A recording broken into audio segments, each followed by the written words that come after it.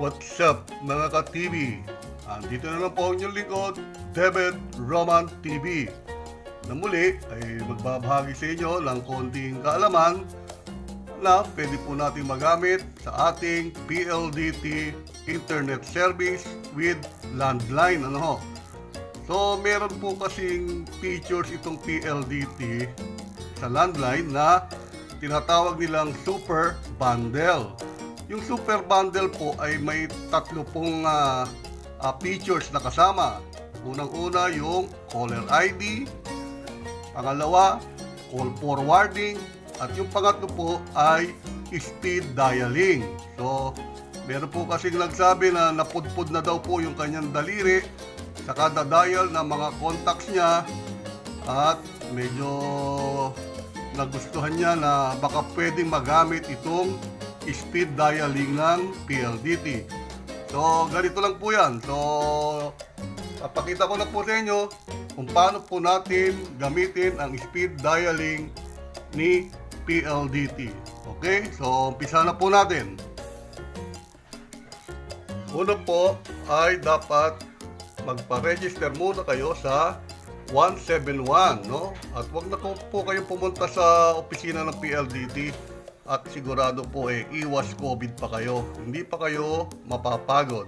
Sapagkat sa 171, pwede na po kayo magpa-register ng super bundle. So basta importante kayo ang registered owner ng landline.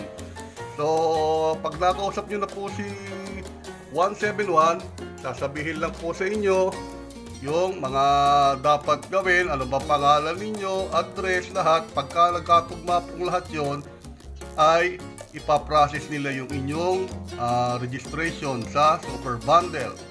Ito po ay meron pong 120 pesos na additional bill ninyo, monthly bill.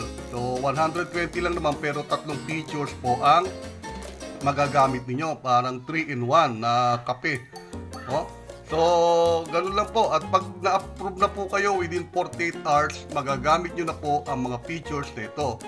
So, ito na po yung sa speed dialing.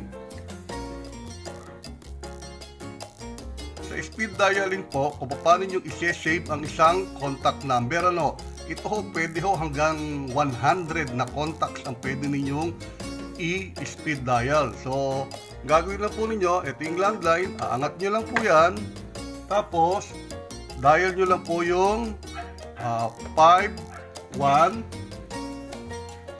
tapos asterisk yung 2 digits na gusto ninyong gamitin. Halimbawa 1, 0.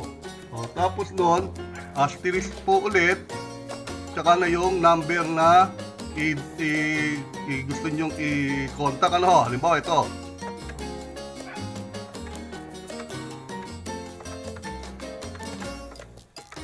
tapos number sign. So may maririnig po kayong thank you, yung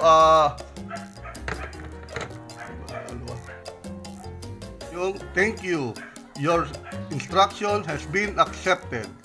Yun ho sasabihin sa inyo yan.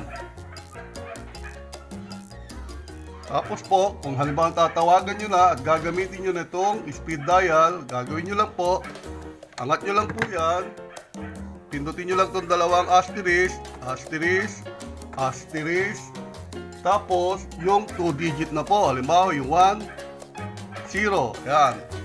Yun lang po, aantayin nyo na magre-ring na po yung tinatawagan yung number, mapa-cellphone man yan, mapa-landline, yan. So, nagre-ring na po ang aking tinatawagan. Pag natawagan nyo na po, halimbawa, at marami na po kayong na-i-register na mga contacts at may gusto na po kayong i-delete, sandali rin lang po yun, Madali lang kung paano nyo i-delete yung inyong isinave na sa speed dialing. So, ang gagawin nyo lang po, angat nyo lang po yan, tapos pindutin nyo lang itong number sign, 5, 1, at yung asterisk at number sign ulit. Yun lang po, at tapos sasabihin naman yan, your service instruction has been accepted. Thank you. So, ganun lang po at madidelete na yung isinave ninyong number. So, ganun lamang po kadali at magagamit nyo na ang speed dialing para hindi po mapudpud ang inyong daliri sa kada dial ng mga contacts ninyo. Sa muli, ito po ang inyong lingkod, Debed Roman TV. Bye!